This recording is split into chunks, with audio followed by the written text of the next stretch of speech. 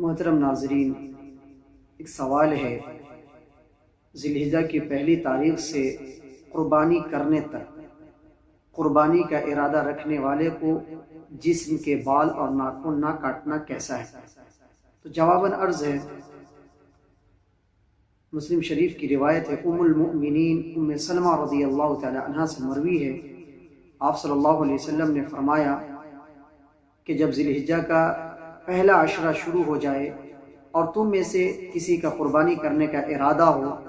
تو اپنے بال، ناخن یا کھال کا کچھ حصہ بھی نہ کاٹے جب تک کہ قربانی نہ کر دے۔ ایک روایت میں یہ صراحت بھی موجود ہے کہ ذی الحجہ کا چاند نظر آتے ہی بال اور ناخن کاٹنے سے کیا کرے؟ رک جائے۔ تو اس حدیث کی روشنی میں فقہائے کرام نے فرمایا کہ جس کا ارادہ قربانی کرنے کا ہو اس کے لیے مستحب ہے کہ ماہ ذی الحجہ کے آغاز سے جب تک قربانی کا جانور ذبح نہ کر لے تو ان کے لیے مستحب ہے کہ جسم کے کسی عضو سے بال اور ناخن صاف نہ کرے، نیز بلا ضرورت کھال وغیرہ بھی نہ کاٹے۔ یہ استحباب صرف ان لوگوں کے لیے ہے جن کا ارادہ قربانی کرنے کا ہے۔